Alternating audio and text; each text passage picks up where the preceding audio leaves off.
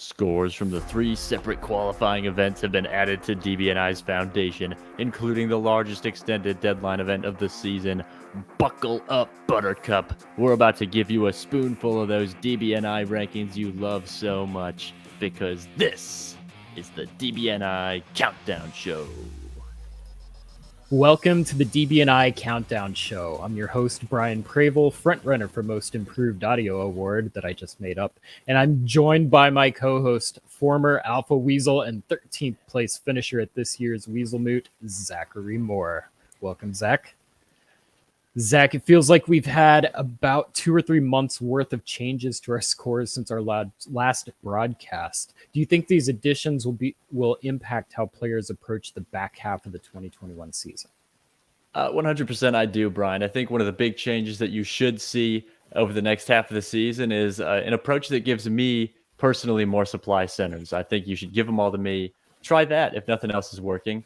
But more realistically, Brian, I think this is the part of the year you get into the final third where if you're sitting in the bubble and that's anywhere outside the top 14, you're in the bubble, you got to make a big move. You got to make a big stab, even if you're not comfortable with it. It's moving time. Yeah. Well, we're still adjusting to this post-lockdown world, and this month gives us our first taste of how standings may be impacted by having different formats in the future. All previous results in the 2021 season have been from virtual face-to-face games. This means they were all grouped together in the same category, and the largest event of the season was worth the most points. This month, we added our first extended deadline event. The largest event in each category is worth 100 points, so currently, the winner of the Nexus Season 6 is awarded 100 points, just like the winner of DixieCon, the largest virtual face-to-face and face-to-face category. And when we add in the Virtual Diplomacy League, that'll likely get 100 points as well as the largest virtual face-to-face league category. So as more events in these categories take place, they'll either keep their points or lower based on how large the other events in those categories are. Yeah, and like you said, we're expecting the Nexus Season 6 tournament will be the largest extended deadline event of the season. The winner of the largest event in the league category is also getting 100 points. So keep your eye out for when those scores are added. They're going to be late and they're going to make a difference. Yeah. It's also worth mentioning that several players have been impacted by the you must play at least 2 virtual face-to-face games to qualify for the DBNI rule. That rule was added after the first DBNI to avoid a situation where players are trying out the virtual face-to-face format for the first time during the DBNI itself. As we'll see later in the show, if any of these players who have only played in the extended deadline or only played face-to-face games end up playing in some of the virtual face-to-face events, that could cause huge shakeups in our standings. All right, well, Zach, let's start our coverage tonight by looking at updated standings, and we'll take a look at the players who have earned automatic invitations to February's Diplomacy Broadcast Network Invitational. Let's take a look at that now. I'd love nothing more, Brian. Anyone who wins a qualifying event that has at least 9 boards and 28 unique players, and if that person plays in at least 2 virtual face-to-face games during the 2021 season, they will receive an automatic invitation. So far, we have had 9 DBNI events of the 2021 season, 5 of which have been large enough to qualify for auto invite, so that gives us 5 auto bids. Coming out of the screen, we're going to see those winners of the qualifying face-to-face and virtual face-to-face tournaments. There were no changes, actually, in this category. Surreal, Jason, Kartik, Saren, still the only 4. The EDC had enough boards for an AQ, but it did not have enough participants. Weasel Moot, on the other hand, had the participants, but not the boards. Both events qualified for points, and their scores have been added, so you're still going to see their impact on the list this week, Brian, just not in the form of an AQ. In the extended deadline category, the Nexus Season 6 tournament was our first automatic qualifying event. It met the standards for minimum boards and players. Greg Matthews, better known as Ewok or Village Idiot, achieved the big win. Greg has not yet played in 2 virtual face-to-face games this season. When he does, we'll extend his automatic invitation to the DBNI. In league play, the French Diplomacy League, Tour of Britain, and Virtual Diplomacy League are all underway, and the winners of both events will receive an automatic invitation to the DBNI. And in big news, Zach, Nexus recently added a press league, which meets the requirements to be a qualifying event for the DBNI. This is an ongoing event. It's more of a ladder format. So we've discussed with the organizers, whichever player is in the lead at the end of January will be awarded DBNI points and a potential automatic invitation. A lot on the line over there, Brian. What do you say we get to the standings? All right, let's do it. Well, despite the addition of all those events, the top 7 did not change. Here they are coming onto the screen with an auto bid from DixieCon, massive points from the Summer Classic, and a bag from VDL coming at the end of the season. Karthik Kaneth has earned himself some rest and relaxation this autumn. He'll be trick or treating in Cabo this October and breaking your heart at the DBNI this February. Like Batman and Tim Allen, having a belt full of tools is important to a diplomacy player's success. Building on the strength of her impressive skills as a tactician, Saren has added strategic and diplomatic skills to her tool belt and sits in second place overall on the strength of her first place finish at the DWDC Summer Classic and second place finish at the Boston Massacre. A high-frequency player and undisputed champion of Siobhan Nolan's tournament, Jason Massbaum treads water despite a one-and-done elimination at Weasel Moot. He's an under-the-radar contender that doesn't have anything to sweat about before February. 2 + 2 = 4 is math so simple even a lawyer can understand it. Comes in handy for successful Texas lawyer Ed Sullivan, as his 2 second-place finishes from eCarnage and DixieCon add up to him sitting comfortably in 4th place in this season's DBNI. And the only player in the top 7 to improve their scores, Cyril Savant, has dominated the European circuit, winning the CDF, picking up a 5th place finish at EDC. The old dog has learned a new trick in the virtual face-to-face era and is well positioned to threaten for the DBNI crown. Purdue Student Web Dip World Cup champion and 2021 Rookie of the Year frontrunner Katie Gray continued her impressive run this season with a top 7 finish at Weasel Moot, matching her score for the Summer Classic and adding to her big score from whipping and a win at eCarnage. Each time she plays, Katie continues to prove she's one of diplomacy's best. Despite what certain media members have claimed, Matthew Krill nearly won DBNI last year, and as the founding member of the Krill crew, I expect him to be back on the top board this year. He hasn't punched his ticket yet, but with impressive scores at Whipping and Summer Classic, qualification from this position is a mere formality. And looking at positions 8 through 14, if there had been a Rookie of the Year award in 2020, it would have gone to the famously clairvoyant Farron Jane. Rookie no longer, Farron is one of this season's heavyweights. Despite finishing in the middle of the pack at Weasel Moot last weekend, she still managed to improve her score and managed to stay in 8th place. It is looking extremely likely Farron will receive a repeat invitation to the DBNI. Oh, speaking of an invitation, Russ Dennis thrived and connived as only a true alpha weasel could. And folks, I haven't seen him dominate negotiations this much since his collective bargaining agreement with the briefing editors. Mikarlis Kamaridis comes in at 10th place on the strength of his 3rd place score at the Summer Classic. One good score is probably not enough to secure a top 10 finish, but Mikarlis likely has more big scores coming. Currently in 5th place at the Tour of Britain and 1st place in the VDL. If Mikarlis can finish strong in those leagues, he'll be adding 2 other large scores at the end of the 2021 season and has a lot of chances to qualify for an automatic invitation. If you're looking to bet on someone to qualify for the DBNI, there aren't many safer bets. Johnny Gillum sat out of Weasel Moot, but drops only 1 spot in the rankings.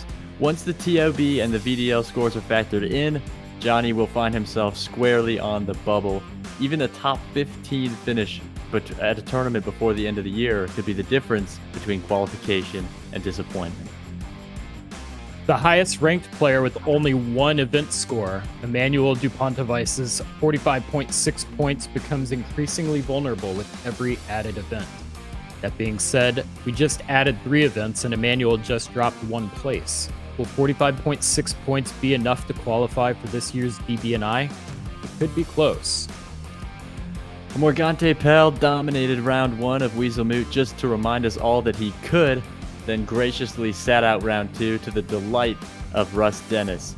VDL and Tour of Britain both figure to back up Brink's load of points for the 2020 VWDC champion. Expect him to find the top 10 by January. Wes Ketchum started the season hot with a 4th place finish at Whipping, but has not managed to get another big score this season. He's stayed in striking distance in every event he's played, so we'll be keeping our eyes out to see if he's able to get another big result. He'll likely need to improve his top share percentage if he wants to guarantee his spot in the next invitation.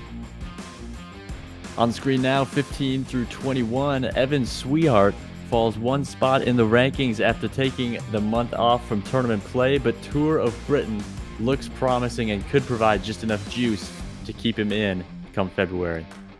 Tim Crosby is another player who started the season strong but has had decreasing scores in each subsequent event. Still, Tim has only dropped 1 position overall and should be able to solidify his position in the DBNI with 1 more good score.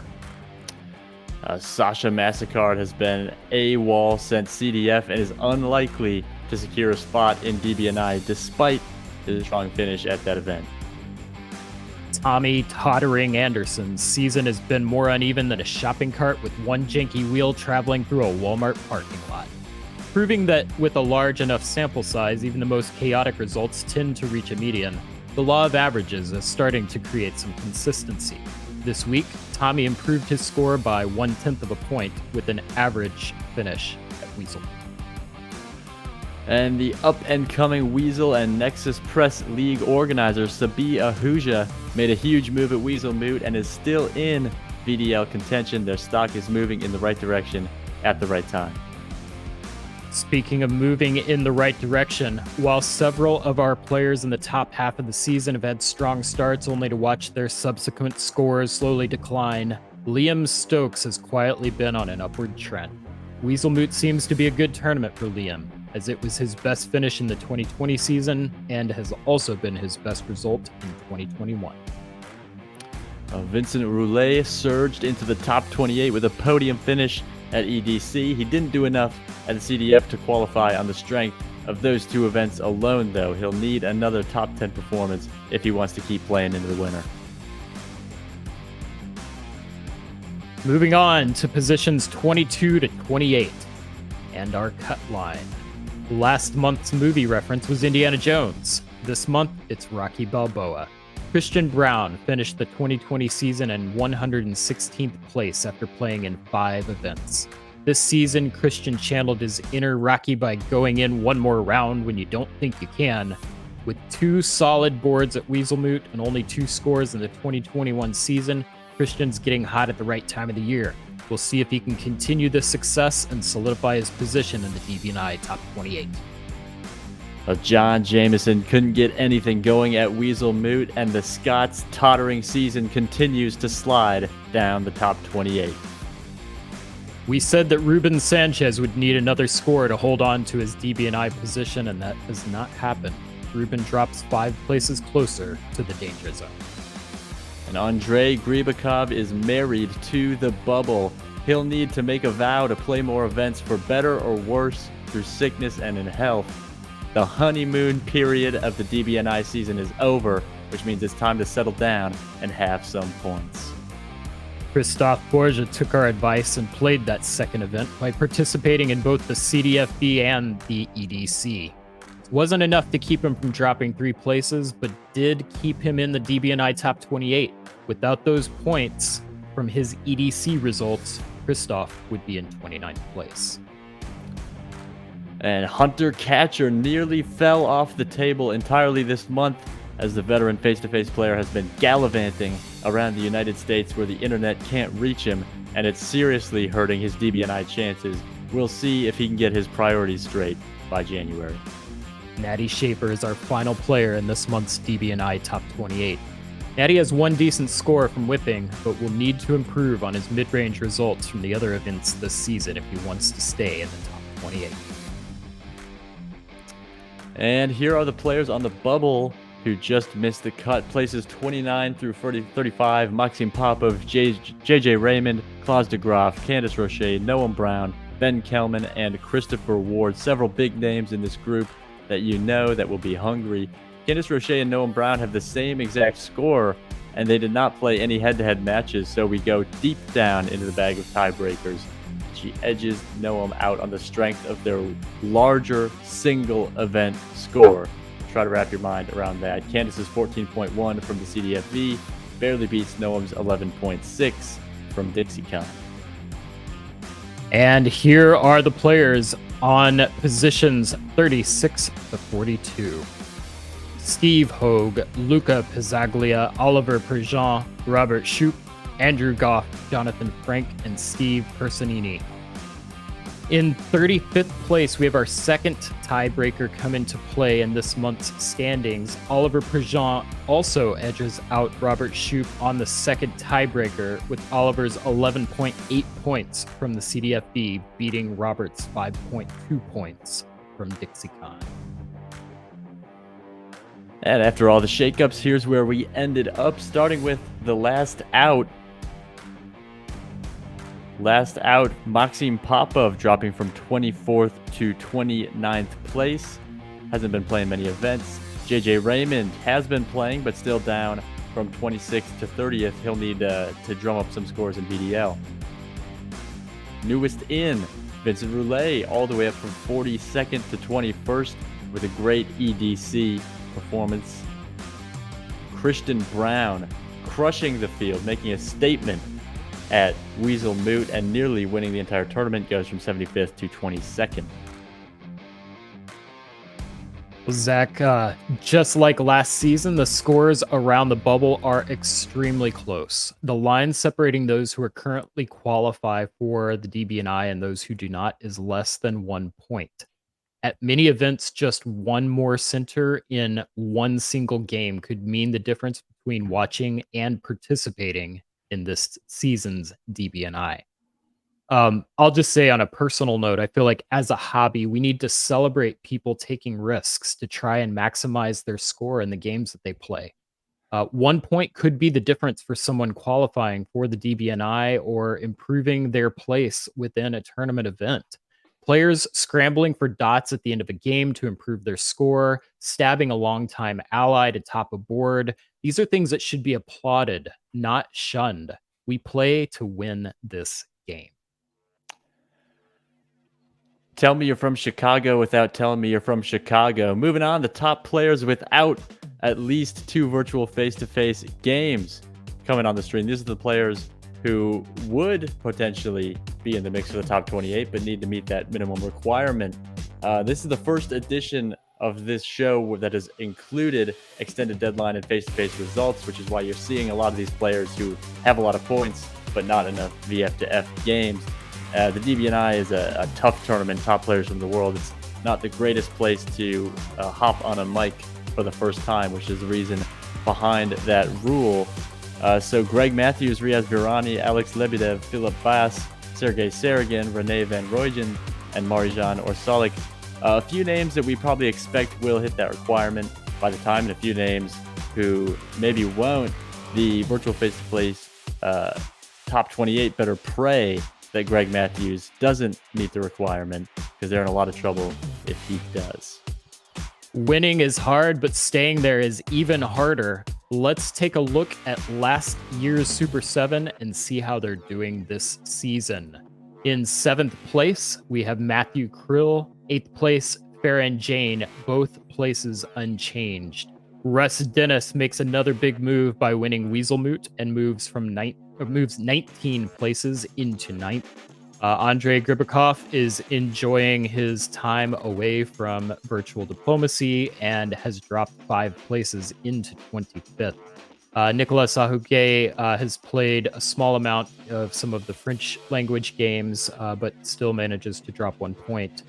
Peter McNamara did not play and drops another 4 points to 57th. And Marcus Zylstra has still been unable to play. So, Zach, that means it is time for Bubble Watch. This is the part of the show where we go head to head making predictions about who will make it into the top 28. This is it, Brian. This is the main event. And why don't we start it off with last week's prediction, see how we did. The first person I kept an eye on was Christopher Ward. Fool me once, shame on you. Fool me twice, shame on me. I went back to the well with Chris, and I have lost a point for my trouble. Second, Klaus de Graaf getting that point back. He moved up from 33rd to 31st. Don't have to move up by much. Just gotta climb up at least one spot. And finally, Roni Mordvanov down from 43rd to 45th. Not a lot of movement in any of these three picks. Roni in the wrong direction. So a total of -1 on my permanent record. Well, that's not great, Zach. Let's see how I did. We'll start out with Ben Kelman.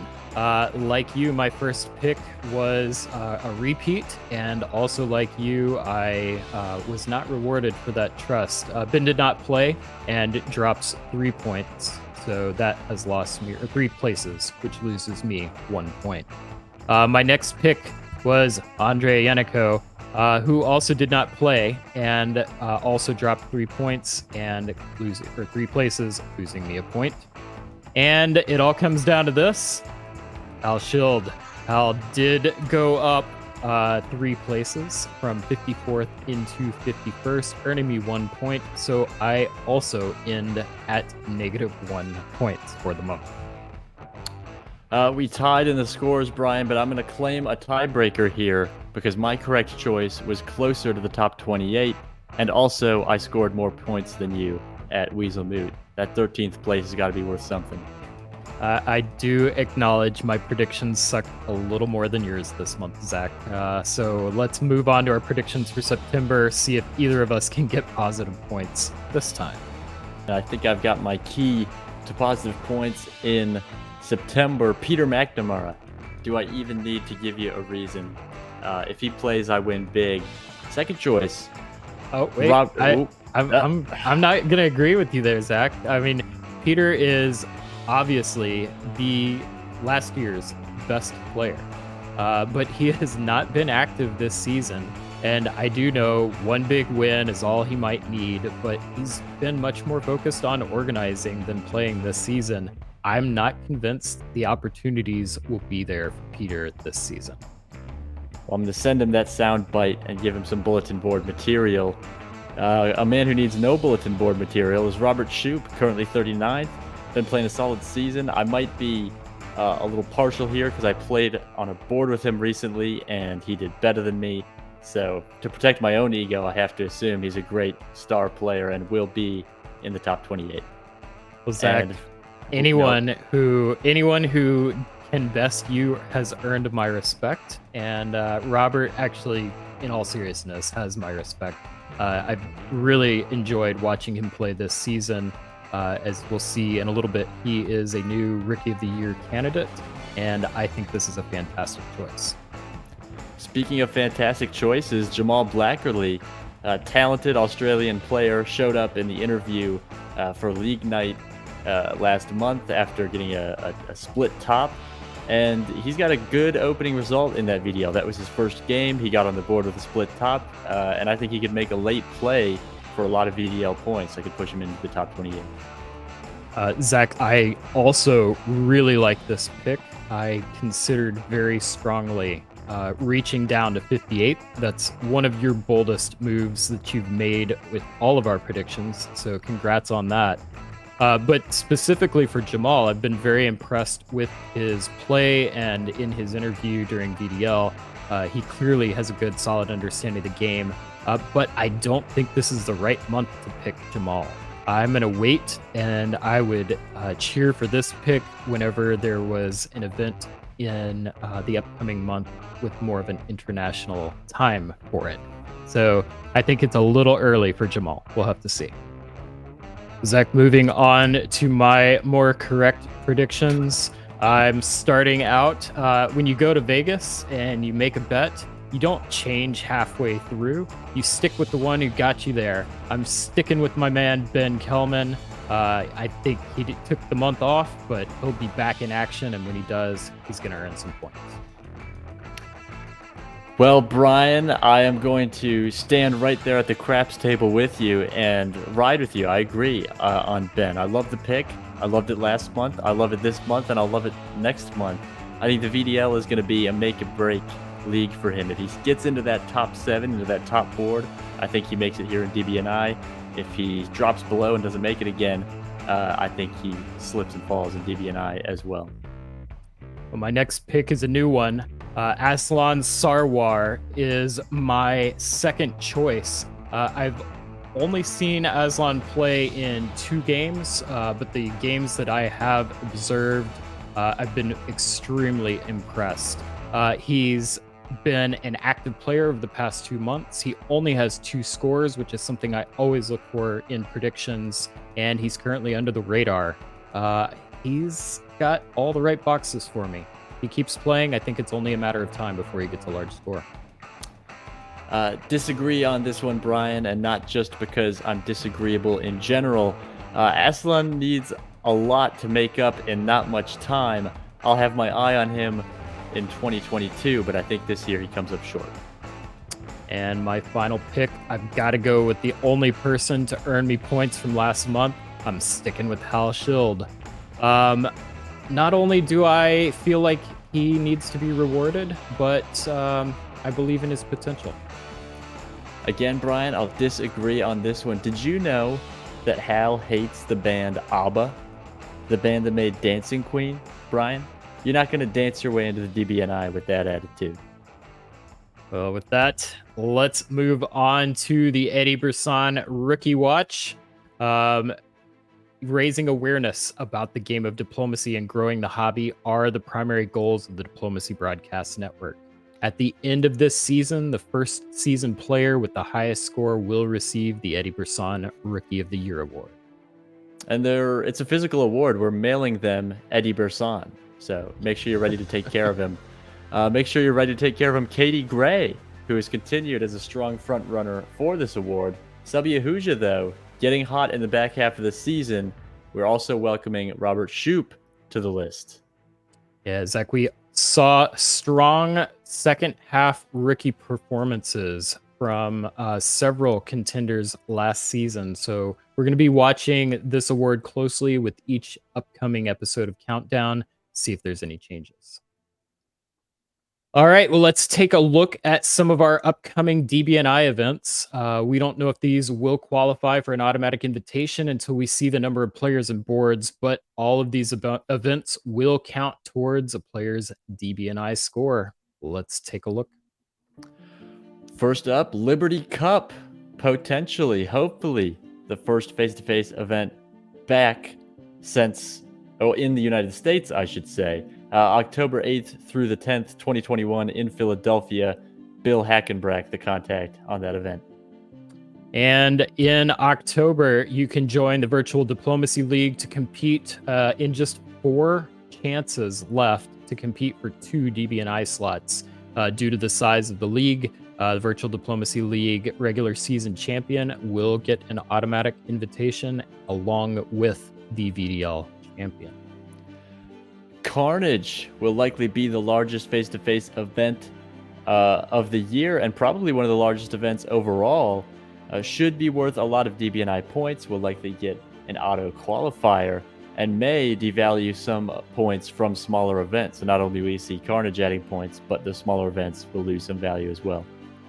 And the Tour of Britain, the final round is coming up in November. The winner will receive an automatic invitation to the DBNI. The Virtual Diplomacy Championship, last year's largest event. It's got rounds designed for international play and has the potential to be the largest event in the virtual face-to-face and the face-to-face category for the 2021 season. Zach, that brings our show to a close. What are your thoughts about the season so far, and what will you be watching for the rest of this season? I'm gonna be watching for the knives to come out, Brian. I'm gonna watch to see the Weasels and the Russ Dennises of the world come out and show their faces. You don't have to be Russ Dennis to be a Russ Dennis, and to pull out the knife and to take what you need. September through January, that's stabbing time. That's dot grabbing time. That's go get what belongs to you time. I think it's good for everybody's score. It's good for my personal enjoyment. And in a way, it's good for the game. So grow the game by taking your dots. Not from me. All right. Well, and I'd like to thank each of you for watching the DBNI Countdown Show. As always, if you have any questions or comments, please contact us on Twitter at DiploBN, or you can email us at info@diplobn.com. If you enjoyed the show, please like the video, click the subscribe button, and tell us your thoughts or make your own predictions in the comments below. This helps YouTube prioritize these videos and might help someone new discover this game that we enjoy so much. As always, we hope to see you on a diplomacy board soon. Thanks for watching.